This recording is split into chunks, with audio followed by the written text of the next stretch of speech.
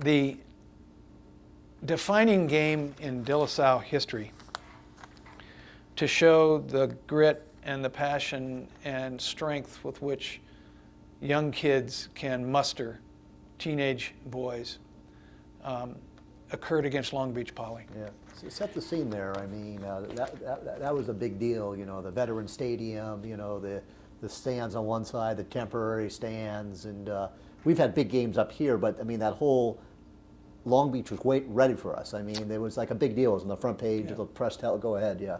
It was well over 17,000 people that attended that game. Long Beach City College has one entire side, their home side of their field, with concrete bleachers. And the other side were, you know, the Long Beach Poly team was on the other side. It looked like they were on the visitor side. They had brought in temporary bleachers. When I remember the USA Today paper that came out said that they showed a picture of De La Salle and Chapel in their jerseys, and then a picture of Long Beach Poly players at a rally doing hula hoops. And it was an interesting contrast. To just segue away from that for a minute, but to come back in a second. When I arrived at the stadium, the hype for this game was unbelievable. The parking lot was mobbed with people. Needless to say, there wasn't another parking spot available that I could see for a long way around. I walked up to the gate, went into the gate with the ball boy, who at that time was Jordan Bowie. Jordan Bowie became an all-state tackle later on. He was a fourth grader at Christ the King Elementary School. Little pudgy kid that turned into an all-state tackle later. And we went in through the gates, went out onto the field, and it was mobbed, absolutely mobbed. And when I use the term electric, it was totally electric. There was a feeling of tension and I'm going to say joy in that crowd, because Long Beach Poly, they knew they were going to just take us apart. Yeah.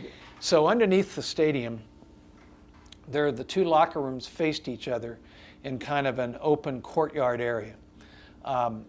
And Long Beach Poly had set up their taping table right in the middle. I happened to be standing out there watching these kids. They were men. I was about to say kids. They were men. We had DJ Williams, who some folks used to say looked like a man among boys. They had like 12 of them, 12 DJs, from 6'2" to 6'7". But DJ wasn't there that night. No, but I'm using that as a comparison of the type of athletes that they had. Absolutely. And they would come out with their, bare chests, and I was looking at these guys and I thought, oh my goodness, I'm not sure what's going to happen here. Not losing faith in our Spartans, but thinking, oh, this is formidable. So I went back into the locker room, and I remember Ladd's speech. It was brief and to the point. And he said, everything that needs to be said has been said. You've watched this team on film since January. They're not going to do anything different than you've already seen. All it's going to take tonight is more effort, team prayer. And so if anyone thinks that one of the secrets of De La Salle football is this bombastic big speech given before the game that's going to motivate the players to be ready for the game and to be up emotionally, those things are done long before this, in team dinners, etc. So we went out onto the field. Our kids normally single file, double file, holding hands together as brothers. They get out, we're going through our warm-ups, and I looked behind me and I saw the Long Beach Poly team about to come on the field. They were emotional, they were jumping up and down, I just thought, oh my goodness, this looks like it's going to be a slaughter. So they came running out onto the field, and as they did that, I happened to be standing next to the USA Today reporter who had written the article that the two pictures that I was mentioning earlier were featured. And I said, what do you think of the game? He says, I know who's going to win. And I said, well, share that with me. And he said, De La Salle's going to win. I was at their team dinner last night. I know what the focus is. So I thought, well, that's interesting for him to make that prediction then. So the game starts. Maurice Drew receives the opening kickoff, runs it up, towards mid-stripe. And the first play from scrimmage convinced me that we could play with these guys.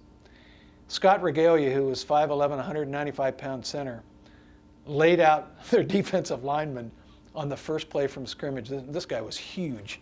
And here goes Maurice Drew through for 12 yards. And I thought, maybe De La Salle football is going to show what it's made of tonight, and they did. The game was unbelievable. The effort put forth by the Spartans to compete with these men that they were playing against, it looked like a college team, was significant. I do remember a play where it was a critical part of the game, and it was on the far sidelines where Long Beach Poly was lined up on that hash. It was 4th down and 1, and they gave the ball to Herschel Dennis, their star running back, who went around the left side, and Andy Briner, our little bowling ball type defensive lineman, sorry Andy, lunges and got him by the instep of his foot, tripped him, and he missed the first down by about this much. So there's another play that I will never forget in that game. Damon Jenkins, who was an outstanding cornerback for us, was defending on a play that was being run from around the 10-yard line. Critical time of the game, again. And their quarterback threw a lob pass into the end zone for Mercedes Lewis. This kid's 6'7". He has played in the NFL. Jacksonville Jaguars. Yeah, Jacksonville Jaguars, along with Maurice, but just a real physical specimen. He goes up at the top of his leap to catch the ball, and here comes this hand, and it was Damon Jenkins' hand, right with Mercedes' hands, and he knocked it away. That's one of the most athletic plays I've ever seen in football, regardless of level. And Damon just ran back to the huddle, as De La Salle players do. So that game ended 29-15. I wasn't in disbelief. I know what the price was that the kids paid. The infamous halftime where our kids were just spent with ice packs on their chests and trying to get recovered enough to go out. And as Ladd said, this is going to be a war of attrition. Well, we won the war. And that game drew respect to De La Salle football that wasn't missing, but it elevated it to a different height that had not been seen before. It was like number 1 versus number 2. I mean, That's exactly right. Yeah. I have that T-shirt, which I have a multitude of T-shirts from that game. Was wearing it 3 years ago, down at the state game in the elevator, and players were looking at the back of it saying, "Oh, that's really cool. Can we get one?" Said, "This is the only one left." So we go to 2002, and I had a business that I was running where I was renting offices, and one of my clients was Mark Piniella, and he was in this office, and we talked football all the time. Well, to tell people who Mark Piniella is. Mark Piniella is the quarterback coach here at De La Salle High School and has been for many, many years. Also former quarterback here. He's a former quarterback here, an outstanding coach. And he said to me, "I'm not real sure what's going to happen." And now this was immediately after when we played Long Beach Poly this year, 2002, because it was the prior week that we were in Hawaii playing St. Louis. St. Louis, again, huge. And I'm going to go to that game now before I come back to the Poly game, because Poly was playing in the game before us. We walked into Aloha Stadium, and it was sold out, 30,000 people. And as we walked behind the Kahuku sidelines, that was the team Long Beach Poly was playing, this entire stadium booed us. It was a crescendo of boos. And I thought, holy mackerel. So we go down to the other end, go in the locker room, and we could see how big Poly was again. Maurice Drew comes out for just to look at the other team playing the game in the end zone, and he had his prototypical patented Superman T-shirt on. And there were a bunch of kids in the stands yelling at him and saying, "You're going to lose tonight," and so on. And he didn't say anything to him. He just looked at him. Went back in the locker room. I remember the first play from scrimmage, he ran for like 40 or 50 yards. And that's on a severely sprained ankle. That was another statement on De La Salle's part. St. Louis, the perennial champions of Hawaii. Well, the whole island was waiting for Dallas. The whole island was waiting. And I remember going to practice the day before in Aloha Stadium, and the bus pulled carrying the players right down into the tunnel. And there was like 30 TV cameramen all out there. And I said, geez, Manise, this is a little, blown up here for a high school football game. But that's how important it was to Hawaii. Yeah. So on to the Long Beach Poly game. Cal Berkeley Stadium. Conversations with Mark Piniella. Mark says, we could lose by 30. These guys are really good. They're even better than last year. Final score, De La Salle 28, Long Beach Poly 7. We had a quarterback then who had succeeded Matt Gutierrez. I don't want to say a little guy, but he certainly wasn't 6'4". And there was a message board poster on SoCal Preps who kept calling him Spud and was saying that he was not going to be able to pull off any kind of momentum against Long Beach Poly. Hit the game of his life. Prototypical Spartan football that this kid came to play that day. And I remember afterwards in the press conference were our linebackers, Parker Hanks, and I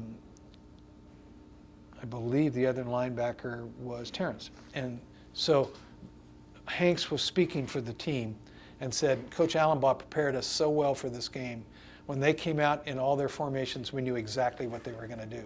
I might add, Chris Mulvaney was the defensive end at 6 foot 195 going against their behemoth line, and he had 2 or 3 sacks in that game. Right. You remember the play where Maurice was like hit and like bounced off the guy and scored the touchdown?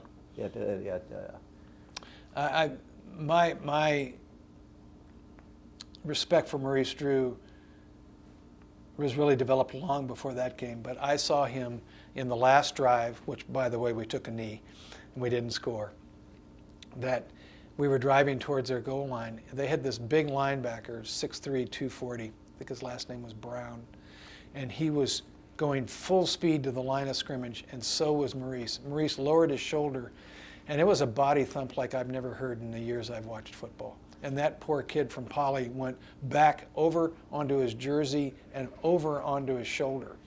I thought, good grief, Maurice. And I remember walking down the stairs from the Cal locker room with Maurice, and I'm 5'9", and Maurice was like about right here on my ear with the top of his helmet. Right. But that Long Beach Poly game was another statement. Not quite as emphatic as the previous year because of the emotion involved, but every bit as important.